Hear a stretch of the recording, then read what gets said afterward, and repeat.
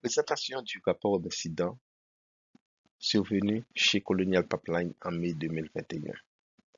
Il s'agit d'une évaluation post-mortem suivie de recommandations présentées par Ami Diop et Joseph Wedley dans le cadre du cours CR 335 dispensé par l'enseignant Yassine Imad.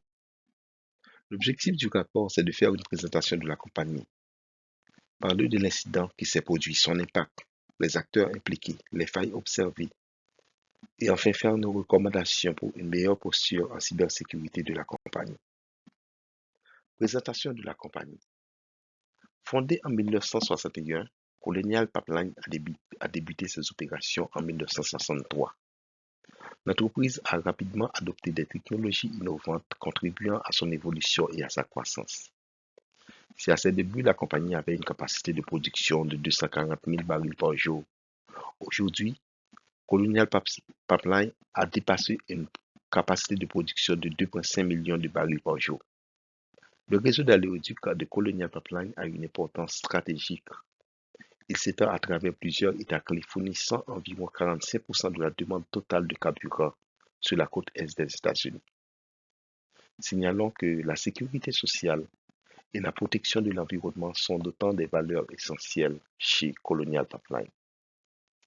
La gouvernance de la compagnie est assurée par un conseil de 7 membres. Melanie Little occupe actuellement le poste de présidente directrice générale. Elle a succédé à ce poste à Joseph A. Blount Jr. en décembre 2022. Ce dernier est un personnage clé de notre rapport car c'est lui qui menait la gouvernance de la compagnie au moment de l'incident de cybersécurité en mai 2021. Maintenant, regardons quel a été l'impact de cette attaque. Décrivons un peu l'attaque.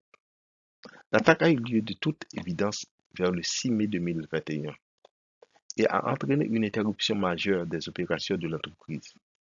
La fermeture temporaire du pipeline perturba considérablement la distribution de carburant sur la côte est des États-Unis, ce qui a entraîné des pertes financières importantes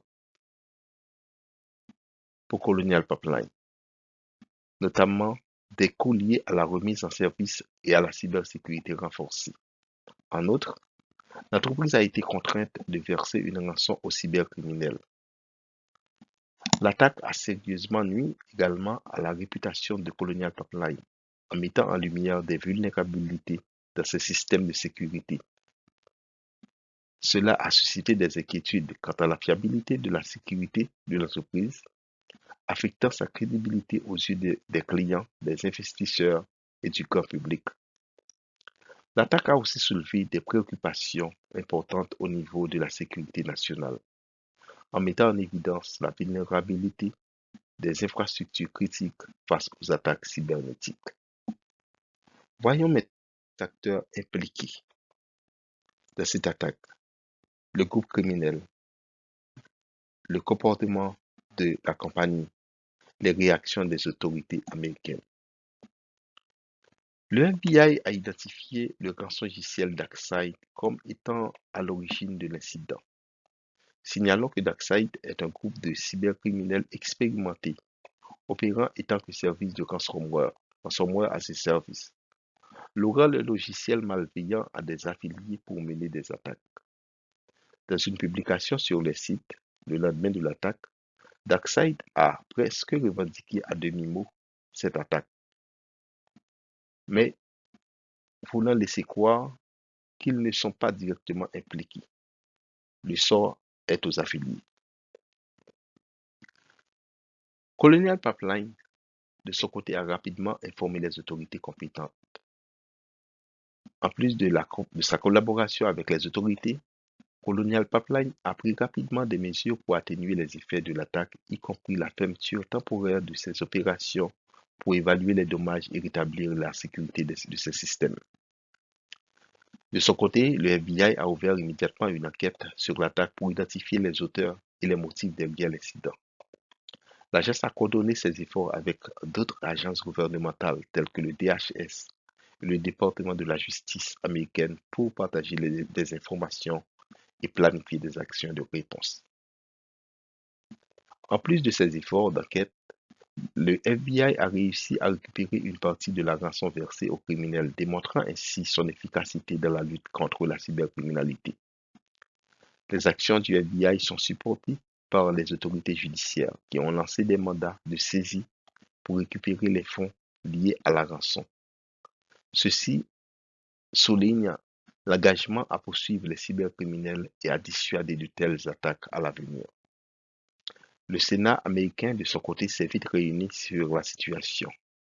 Le patron de Colonial Pipeline d'alors, M. Joseph Blount, fut entendu au Sénat. Il a collaboré en fournissant toutes les informations qu'il détenait sur la brèche qui a potentiellement conduit à ce désastre. Il justifiait du même coup le paiement du rançon qui a été fait pour limiter les dégâts. Maintenant, voyons les vulnérabilités qui ont été identifiées. L'ensemble des failles identifiées ont été classifiées suivant 4 catégories.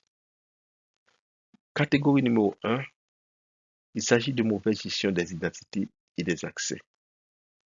Ceci s'explique par une utilisation d'un compte VPN abandonné et mal sécurisé, absence d'authentification multifactorielle pour les comptes d'accès à distance, utilisation de mots de passe faibles, présence de comptes privilégiés orphelins abandonnés et inactifs.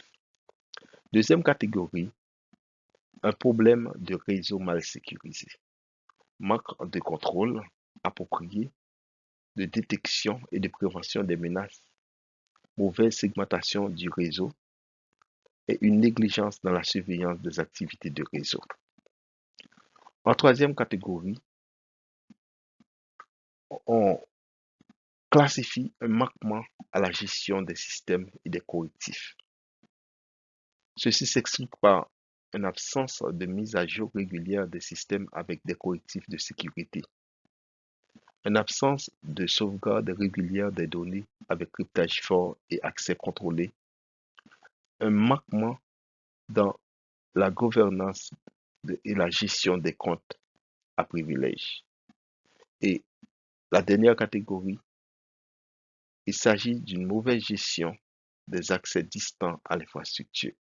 Ceci s'explique par une incapacité à retracer rapidement les activités menées pendant les sessions, une absence de solution unifiée pour l'accès au réseau.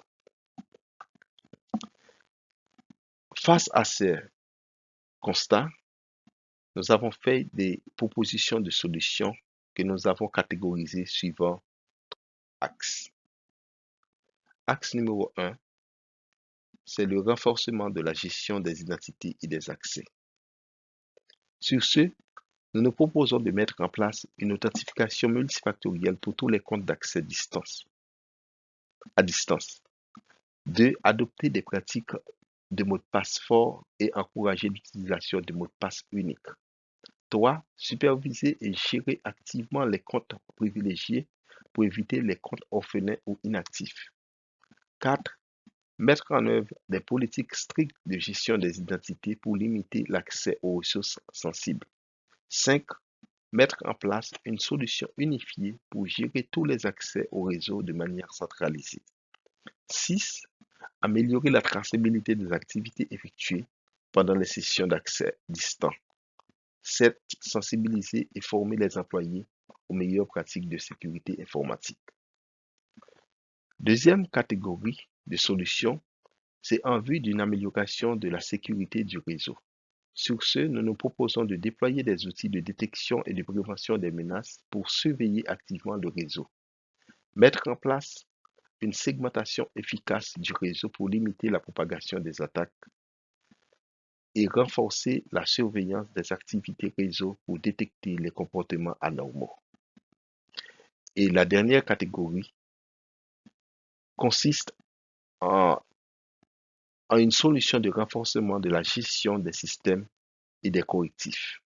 Sur ce, on se propose de mettre en œuvre un processus régulier de mise à jour des systèmes avec des correctifs de sécurité, effectuer des sauvegardes régulières des données avec cryptage fort et contrôle d'accès, Enfin, mettre en place une gouvernance complète des comptes à privilèges pour contrôler l'accès au système critique. En somme, l'incident chez Colonial Pipeline a renseigné d'une part sur le niveau d'importance qu'il faut accorder à la sécurité des infrastructures critiques, d'autre part, à quel point la lutte contre la cybermenace doit rester une convergence de compétences tant qu'au niveau des sociétés commerciales, la société civile et les instances étatiques. Je vous dis enfin merci. Merci de votre écoute.